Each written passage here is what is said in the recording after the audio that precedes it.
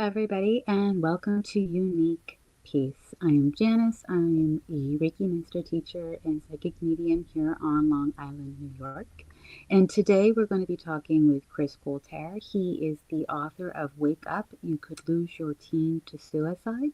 He is also the founder of the Finish Line Group in Canada. And we're going to talk today about some of the healthcare initiatives that are so important for teens and families these days. Join me in welcoming Chris. Hello, Chris. How you doing, Janice?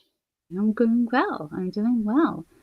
So, during my wonderful little introduction there, you have written a book, and I it's a very important book. I wrote a book in 2000. I guess it was 2023 in December, and people had been asking me for years to write one, and I said, nah. And then I just sat down one day in September 2023, and out it came. But the important part was I had to make sure my boys were okay with it.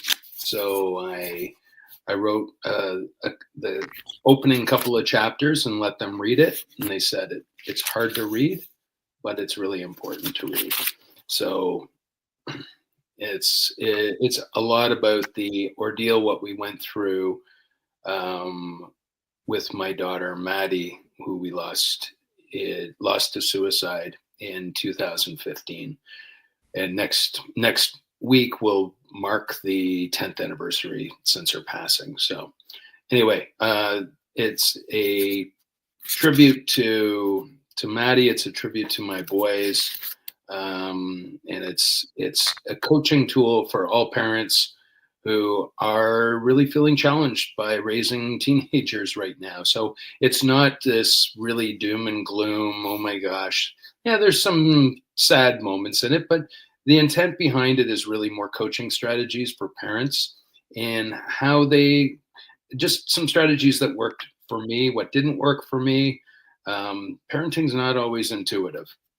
Oh, it is nowhere near easy. I have a teenager myself, and I think even if they came with instruction manuals, they wouldn't follow the rules. So, Well, and the funny thing is, you think you get through the first, you kind of learn and understand. But my two boys compared to Maddie was my eldest.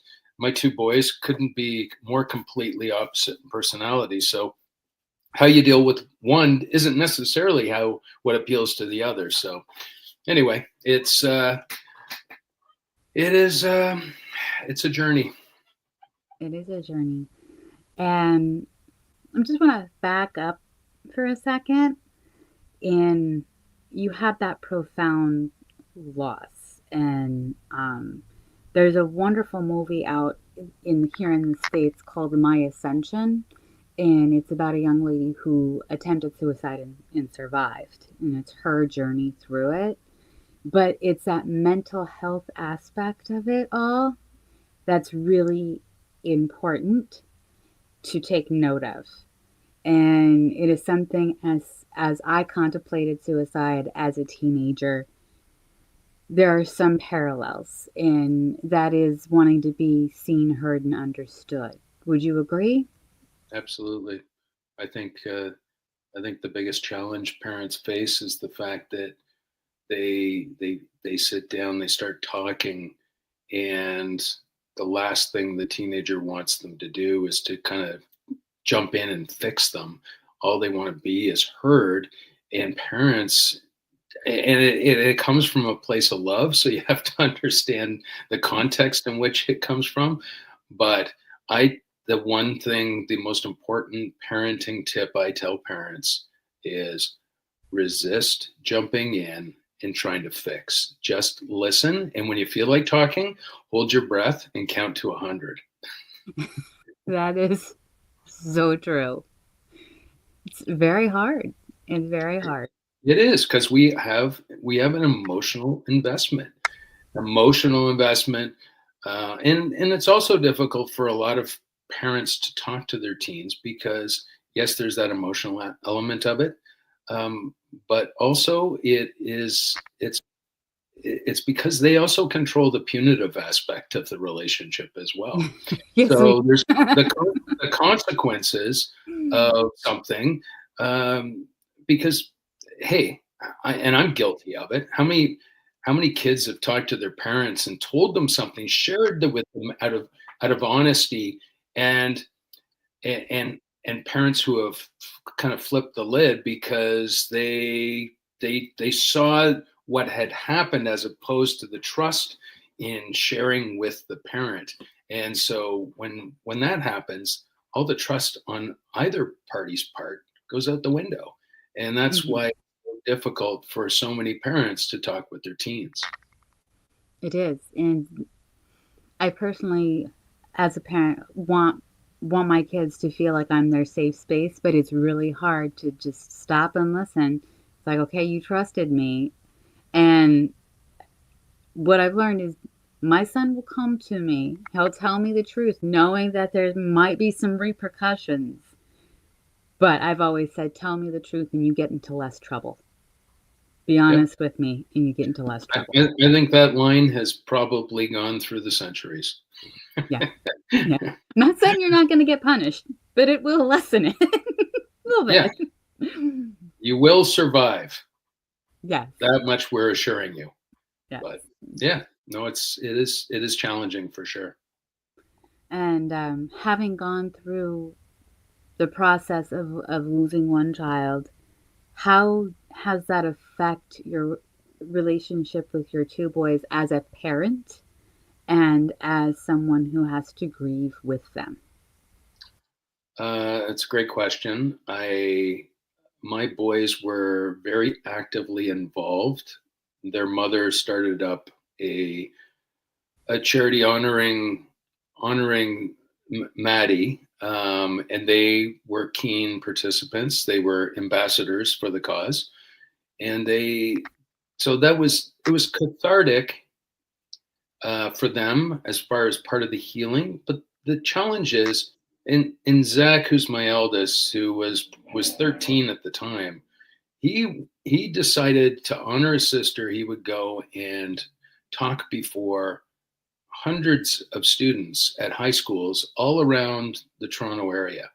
And to know Zach, he's a quiet, confident kid, but that's not his nature.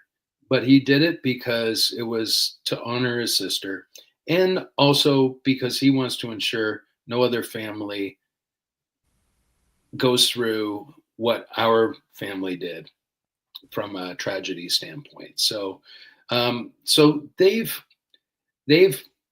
I'd be lying if I said that they came out of it swimmingly, but it's it is they have done remarkably well, and I think my youngest, who has bits of anxiety, he makes me a little bit nervous. He's on the east coast of Canada in university. My other one is local, and he's just graduated. But they're both finding their way in the world, and we all have to be mindful of grief is a lifelong event, and it it doesn't dissipate. It just changes in the form and how we carry it forward, and that some days you have great days and other days it's a reminder. And it's funny, I was talking to someone this morning, and they were interviewing me, and we were talking about suicide, and she started to cry, and she had a brother who had died by suicide, and that was 6 years ago. So it affects us. It's a lifelong sentence is what it is. And I heard that the average suicide impacts 135 people. That's the average. And 6 to 20 of those are very deeply affected. So the Yes. ripple effect is pretty is pretty scary. And this is a question you usually kind of start off with. Um, Give us a little bit of a history of yourself in the story of Maddie. Okay. Um, well, I I had a business for 20 years, successful business with a partner. We had about 70 employees. Did well. The kids never did without. It entailed a lot of time up until 2008 when the financial crisis hit. And we found ourselves going from always making money to bleeding red. And we held on for 2 years, but ultimately in February 2010, my partner and I decided we weren't having fun anymore and we were going to shut it down. And that from a confidence perspective, from a mindset perspective, just from a belief in yourself perspective, you feel like you failed as a not only a business owner and as an employer, but as a father and a husband. And that was tough. And I decided I was going to do a complete 180. I was going to go into a different industry, one that I was not familiar with. And so there's obviously setbacks when you decide to make that decision. Um, and then on the heels of that decision, we got separated, and we ended up going through a pretty nasty divorce. And then ultimately, um, I ended up losing Maddie. And my I've been very vocal. I think the first time I ever published anything about having my own bout with depression was in October of 2012, and that was like kind of when people went, did you print that on purpose? Because people weren't talking about that kind of stuff. Right, right. And anyway, it opened up my world in my eyes to how many people either are directly impacted by mental health issues or are affected by their kids. And let's face it, if kids have mental health issues, there's a very good chance that the parents' mental health is challenged as well. So Right. I agree. um, so I can't remember what the original question was, but I just spewed everything out at you there, Janice. You do wonderful. Um, so you switched gears completely, and now you've opened up about your own mental health issues. And how has that kind of broadened things? How did that open you up with the initiatives you take now? And what are some of those initiatives you take? Well, I started sharing by way of writing initially, and then when we lost Maddie, the only thing I could really do was write, and it was cathartic for me. It brought me closer to her, but I also picked up quite a following of readers who kind of I was explaining the grieving process from a parent who has lost a child, and it just opened people's eyes to how how important and how needed the whole discussion around grief needs to be discussed. We don't talk about it. We avoid it, and I think that's one of the biggest challenges that faces our kids today is they're not in touch with their emotions. They don't understand because they're not taught, and I think that is one area where kids I think could benefit appreciably by understanding their emotions and what it means and how to deal with it. And what are some of those initiatives that you participate in and help? I know that you have the Maddie Foundation and Mal and Grace Foundation that helps make people aware of things. But what else do you do? Yeah, so I was the executive director for a social emotional learning company called How Are You Feeling, which taught kids about their emotions. And it did it in a really creative way. And I came on board and we we had the program in front of 500 kids. The kids almost universally loved it. But we got some really other information from it, that 94% of those kids that took our course said what they were learning with regards to mental health in school was a complete waste of time.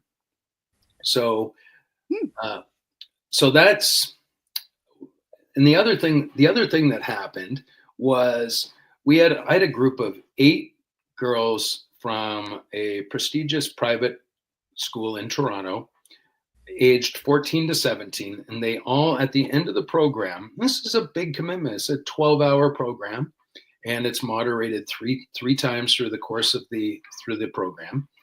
And they said, Chris, this program has changed our life. And they said, how can we advocate on behalf of it? And I said, listen, if you could go to your teacher, to your principal, to your administrators, and tell them what you just told me, I'm sure that they're going to entertain it.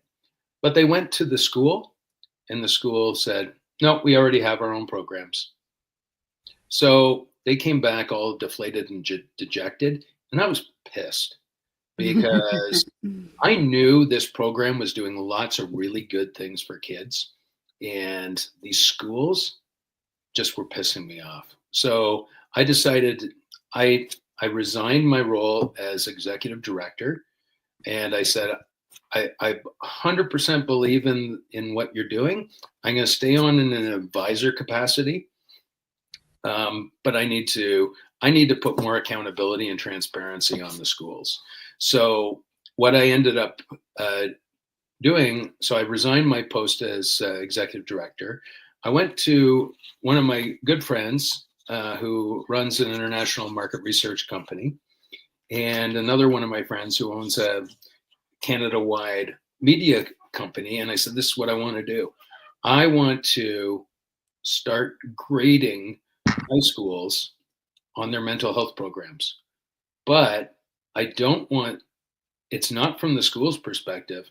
I want it to come from the vantage point of the students. I also want the students to be part of the implementation and design of the program. So what we're in the midst of doing now is coming up with a certification program that it's called MindGrade. And what it does is it will, students will we'll go through, my market research partner has developed a survey, and it will show how well the schools are doing with regards to mental health, especially vis-a-vis their students. And the intent is not to shame. The intent is to celebrate those who are doing a really good job and to help benchmark. And I think the other thing as well is we want to bring up the ones who are on the bottom. It's the kids that are suffering. It's not the rating of the school. So what we want to do is we want to overall raise the mental health programming, the quality level within high schools. And then eventually in 3 years, the plan is to go to universities. And then ultimately we see this as being something we'd like to bring to the workplace as well. So definitely needed.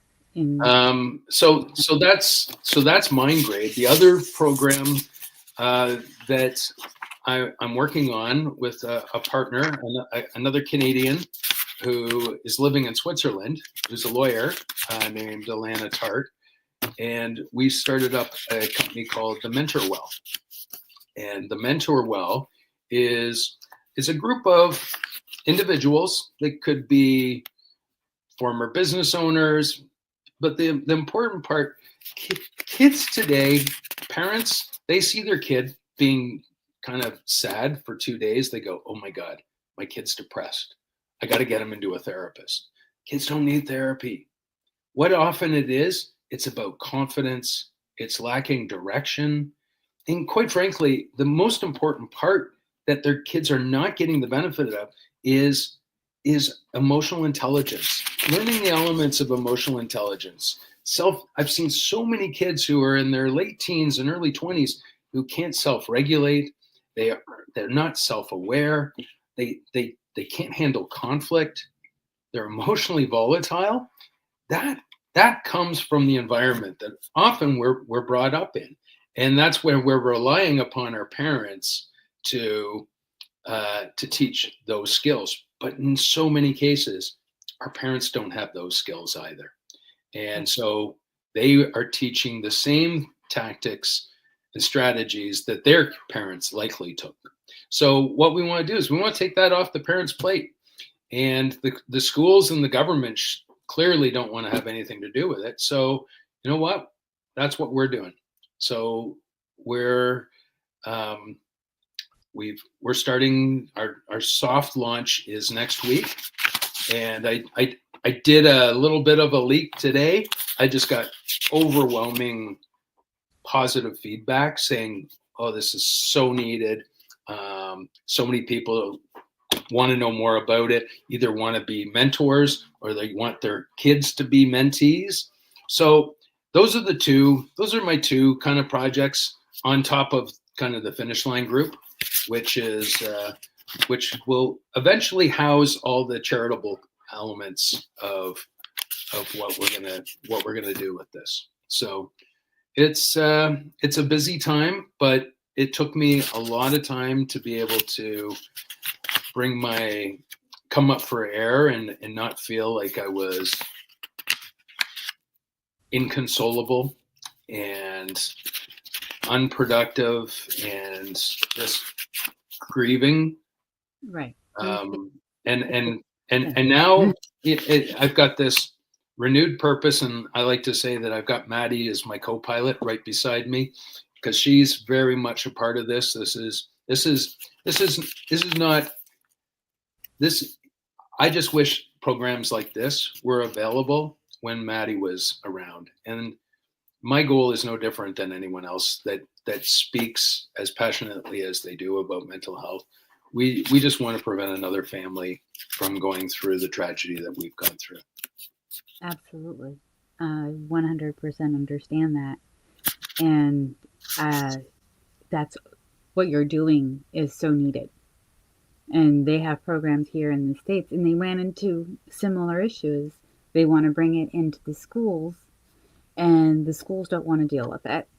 Yep. And the parents, as a parent, we can be overwhelmed. And like you said, it's the trickle down generational thing. And you got to be willing to break that to help. Mm-hmm. But the kids are suffering in a way. So it's finding some sort of medium. And I'm so grateful to people like you who are really working hard to bring it into the schools and bring it into awareness because it needs to be there.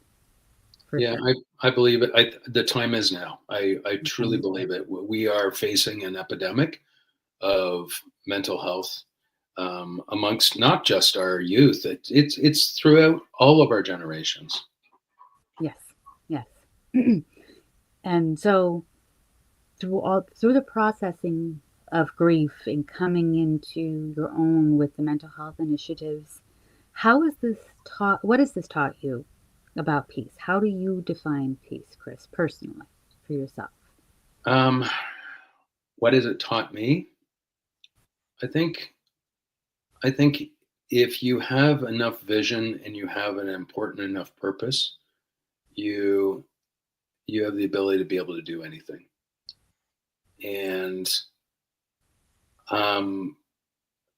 there's so many people kind of going through life day to day, hating their job. Honestly, with what I'm doing and the support and the enthusiasm I'm getting, I bounce out of bed every day, and I can't wait to kind of start thinking and processing. So next week's a big week. We're doing the soft launch, and it's it's been a long time coming, and you know what? Maybe it would be really appropriate on the 10th anniversary of Maddie's death to do the launch of the Mentor Well. That's awesome. I hadn't even thought about that, but hey, timing wise, it actually probably will work really well. Yeah. Although I give myself a couple of days for me and for the boys, and I visit Maddie. So I do have a lot of, I do earmark time for me because it's really a tough time. I'm sure it is. Sure it is. So, how do you define peace? And all of this, what is your personal definition of peace? Of peace. Peace. Um, Maybe the impact I'm making is louder than the voices in my head.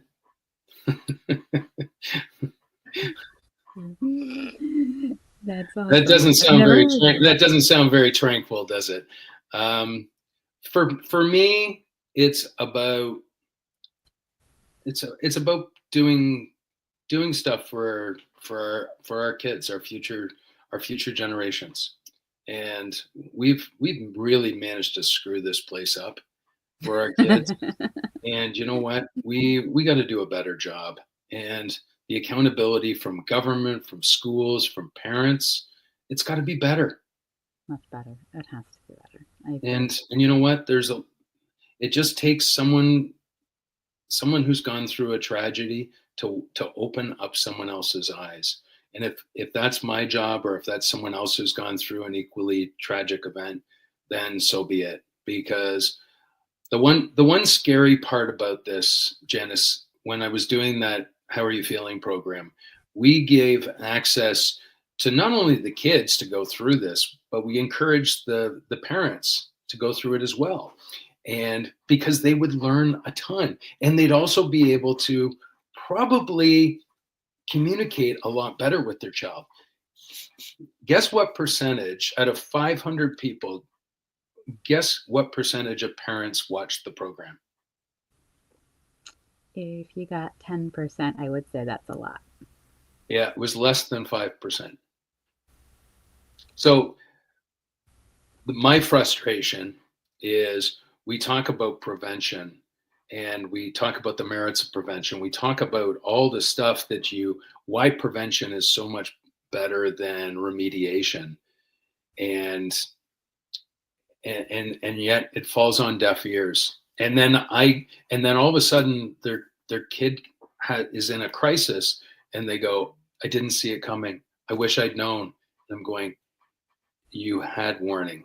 You You've had got one. to get ahead of this Yeah. while you can, because how you look at prevention and how you deal with through remediation are very different animals.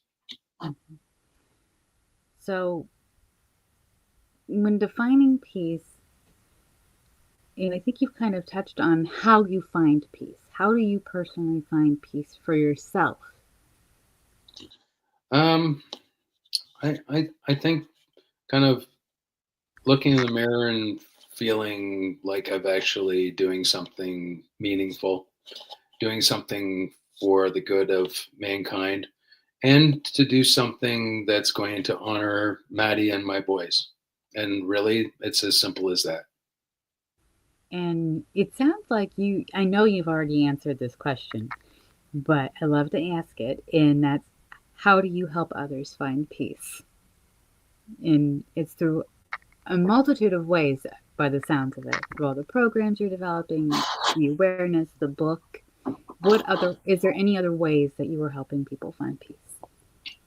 No, just it's just sharing my life experiences so other parents won't make the same mistakes that we did. And um, I get I get so many messages and thank yous, uh, and not that I'm going for the acknowledgement. It's just when someone says thank you, I feel like you saved my life, or you saved my daughter or my son. And for me, if even if we save one soul, that's enough. Um, you can't put a price on that. No, no, I agree.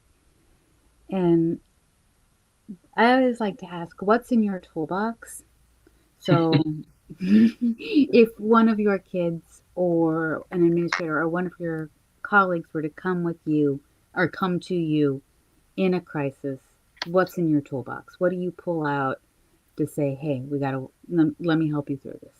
I pull out these very, very large objects attached to my head. I listen. Yes, I think I listen. I don't jump in to fix. If anything, I may guide, but I let them do. I let them. They have to go through that, right? And otherwise, you don't learn. And each journey is unique too. So, so I'm not sure if that answered the question adequately, but that's the only one I got. no, it did answer it. It did answer it because that does help people find peace. And sometimes it helps people work through the concerns that they were having. It's like they're just talking to you, and as they're talking, it's like, oh, I can do XYZ, or I feel so much better. Well, and that's it, right? And when people go, I may not have said anything, but they feel so much lighter just having shared that, and and that's pretty awesome. And you don't get that same effect if you jump in and start going, well, have you thought about this? Have you done this? Have you done that? It's like, and I've had people do that to me, and it drives Hmm. me nuts. And I'm going, I hate to see what you're like as a parent because that no one likes to be micromanaged, and that's exactly what it is micromanaging. So when you use the term helicopter parenting or possessive parenting, it doesn't do it justice, um, because it really parenting is I just I there needs to be parenting classes, and I'm not just talking about newborns. I think there needs to be parenting classes for probably raising teenagers. Yes, Um, we need a special like that's the university level courses we need in parenting. When whatever you've got works. the when you've reached the teenage level, you've made it to the university parenting level. Yeah. Oh, exactly. So, um, yeah, but yeah, it's been an interesting journey. Certainly certainly the last few years has been a different few years than the first number. Now, But I think it was essential for me to go through that grieving process to come out as kind of strong and focused as I am right now. that's important. And you have time to grieve. You've allowed yourself to grieve. Yeah. And I continue to grieve. In part, these initiatives are part of my grieving process, right? It has a positive consequence, but it's still part of the grieving process. And the work that is coming out of it, thank you. Thank Thank you. it is needed and it is appreciated and hopefully it will trickle down to the states here in the states. Well, that's the plan. That's the plan. Yeah, I think we're mobilizing a pretty powerful mental health force of advocacy, and that's the one beautiful thing about LinkedIn. I've got contacts, strong contacts all over the world now, and I know that they are many of them are just as passionate as I am, and that's what's going to need to bring in change. It's passion, right? And passion and being personal, as my friend Jeff Johnson says. Um, so um, yeah, so yeah, it's been an interesting journey so far. It's just getting excited. Well, we look forward to you sharing the excitement with us as it comes into being and hearing the updates as they come about. And I want to thank you so much for sharing time with us today and talking about mental health, grief, and how to make it work and find peace. Thanks, Janice. And we will have links to the website and to the foundation in the description below. And we hope that you take the time to learn. We will also have a link to the book. And thank you so much. Thank you. Thank you, everyone, for joining us today. If you have any questions or would like to purchase Chris's book or learn more about the foundation that they have in place for Maddie, please check out all the links below, and I will see you next week.